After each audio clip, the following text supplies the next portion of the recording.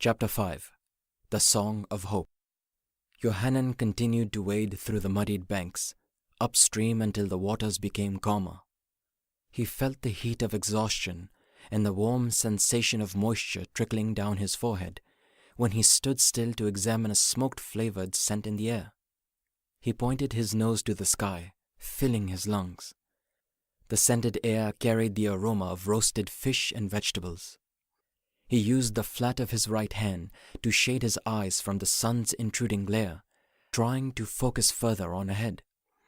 After exploring for some time, he saw a small boat and a cheerful man, who was nodding his head as he whistled an upbeat melody. The man was stooping down on the riverbanks. He was wearing traditional Tibetan clothing in the form of a male gown. He held both corners of the garment and continually fluttered it like a bird flapping its wings in the direction of the flames.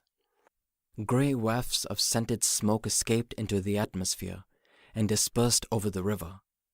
Yohanan moved briskly towards him. The man turned his head to face Yohanan with an ear-to-ear smile. "Whoa! A traveler!" The man leapt up to his feet, wiping his hands on his clothes. "You're far out into the nothingness!" At first glance, he could see the dryness around Yohanan's mouth. "You look hungry, my friend. I'm surprised the wild dogs aren't stalking you for your bones." He grabbed one of the skewers with roasted fish. "Here, take this. I just caught them, so they're fresh, and there's more than enough for the two of us." Yohanan reached out and accepted. The fish looked crispy and succulent. "Thanks to you. That is most kind of you, sir." The fisherman swatted the air with his hand.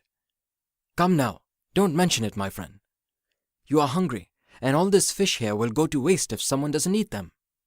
Yohanan smiled. The man beckoned him to come over and stoop down next to him. Yohanan fixed his eyes on the small boat. That was what he needed to get to the other side. The man passed him a helping of his fish, serving it on a wide leaf. Yohanan took several bites into its crispy texture, nodding his head with a full mouth to hint that it tasted good. The man squinted and beamed with pride. Yohanan pointed at the fish in his hand. "This fish tastes really good." "Thanks. Glad you like it. It's my wife's secret recipe." He turned away for a brief moment and mumbled, "Passed down to her from her miserable mother. I was lucky to be able to find most of the ingredients here." "Your wife must be a brilliant cook," Yohanan said, pretending not to hear the words miserable mother. "Well, she learned from her mother." The man shook his head, gazing into the river. "God, I can't stand that woman," he continued in a tone above a whisper. Yohanan gawked at the man. "You hate your wife?" The man chuckled. "Oh, no, not her, my mother-in-law. She's so... forget it."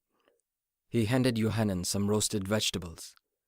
"Those unruly children, I can't say anything to them when she's around. The only time I find peace is when I'm here, miles away from them all. I keep telling her to take those brats and get out of my house." Yohanan could see that the man's mood had changed as soon as he mentioned his home and family. He remembered Mama Jalla as soon as the man mentioned his mother-in-law. Mama Jalla was a good cook too, but she was really bossy and complained for a long time when you didn't do what she wanted.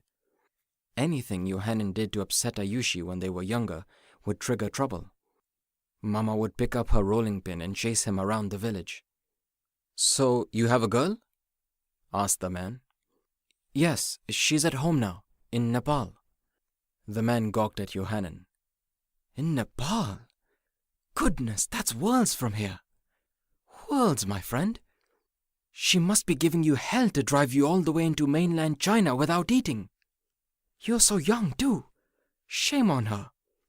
He inhaled deeply, shaking his head and tutting, "What a pity! What a pity!" Yohanan laughed. It had been a while since something made him happy. "No, it's nothing like that, sir. She's blind, and I'm searching for a cure." "A cure in China?" The man's eyes fully sprung open. "Are you serious?" "There is no tea in China that can cure blindness, my young friend. You'd better be on your way. Back home, that is. He glanced at the sky and sniggered, then slapped his forehead. Travellers, only travellers. They seem to be getting younger. He released a loud, wheezy laugh at Johannen's expense. Oh, the gods are generous to show me such a kindness. They must be taking pity on me. Johannen felt like an idiot. There was no way he was going to let the man think this of him. No, not a tea medicine, but a great spirit that grants wishes. They say he lives in the deserts north of here. Well, aren't you full of surprises? A great spirit in the north of China, who would have thought? The man sat still for a while. Then he turned to Johannen and stared at him, as if he had suddenly sprouted wings. Hold on. Just a minute, my little friend, he said, leaning back and wagging his finger. You are not going off that silly old folk song about the nomads in the desert that were cured by a great spirit, are you? It's just a song, you know.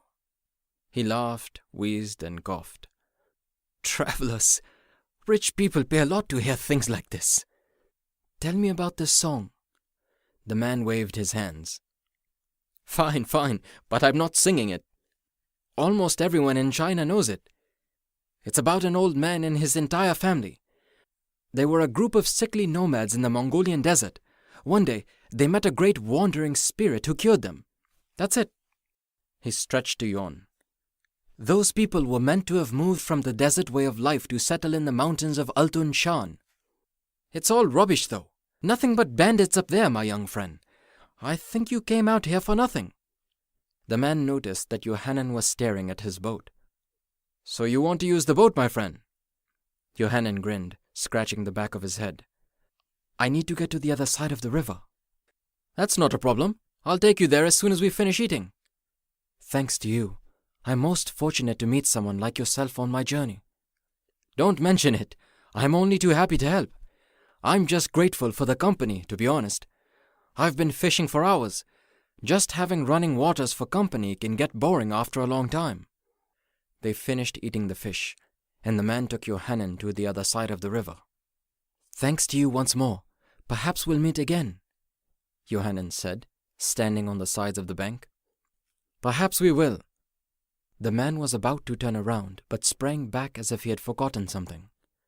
You know, I've been thinking, if you meet that great spirit, not that I believe in such things or anything, get him to come to my house and rid me of that howling beast. Johannen gawked at him. Your wife? Goodness, no. I know, your mother-in-law. I was just teasing, said Johannen, stretching his arms out to pat the air below his waist. Ah, so you're a bit of a jester on a full stomach, grinned the fisherman. Johannen laughed. It hurts to laugh on an empty one. An expression of contemplation covered his face, and he held on to his jaw. Say, have you ever tried just talking to... He thought about what he was going to say. He imagined the man's response would be something like, I've tried that and shouted too. Johannen shook his head. Never mind. I'll see you again, perhaps. Who knows? Maybe you will be a lot happier next time. Who knows, my friend? I could go back and she's taken those children and left, or... The man shivered with guilt. No, I shouldn't say what I was about to say. Johannen covered his face to hide a chuckle while the man kept talking. I had an idea once. I wanted to find someone to come and take her away. But I can't find anyone I hate that much, not even a bandit. Would you believe? The man released a sigh from his stomach. But we can dream, eh? We can dream. He nodded as a form of goodbye and started to row the boat.